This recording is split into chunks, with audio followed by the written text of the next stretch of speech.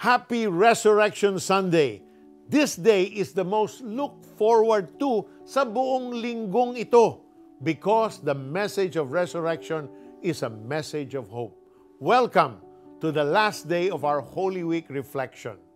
Hope beyond the grave. Every year, we celebrate and remember the resurrection of Jesus Christ. But why do we do so? What's so amazing about Jesus being raised from the dead? Hindi ba't meron na ring mga nabuhay sa mga patay tulad ni Lazarus? The answer to this question is because His resurrection provides us with real hope.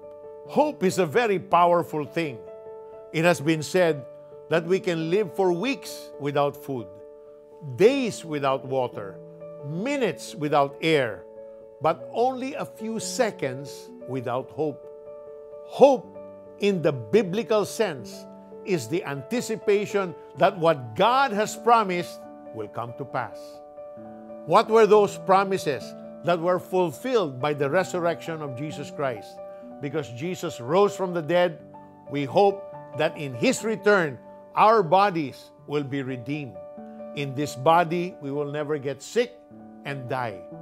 This hope gives us endurance in our suffering. Ano man ang ating pinagdaanan ngayon, hindi ito makakatumbas sa darating na pagpapala sa pagbalik ni Jesus. Not only do we have hope that we will have redeemed bodies, but we also get to have an eternal dwelling place in heaven. Jesus rose from the dead to pay for our sins and to also prepare a place for all of us. Isn't it wonderful that our eternity will not be just a long, boring wandering in the clouds? May tahanan tayo na si Kristo mismo ang umasikaso.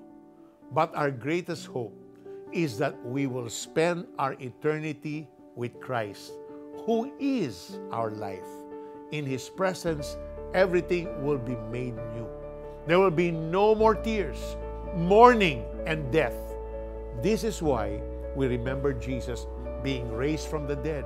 It reminds us of the hope beyond the grave. Let us pray.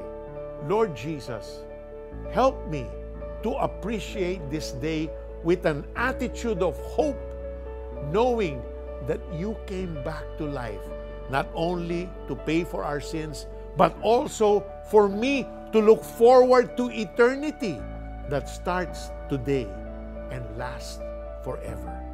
In Jesus' name, amen. Take this day as an opportunity to surrender your life to Jesus and live the life He purposed for you. Kung ang pag-asa natin kay Kristo ay para lamang sa buhay na ito, tayo na ang pinakakawawa sa lahat ng tao. 1 Corinthians 15 verse 19. John Stott said, "We live and die. Christ died and lived. Because of Jesus' finished work on the cross, we who believe in Him can now live for eternity." Thank you for joining us in our Holy Week reflection. See you tomorrow for another life-changing message from the Word of God. This is Peter Cairo saying, never give up, because Jesus is right there by your side. He will never leave you. He will never forsake you.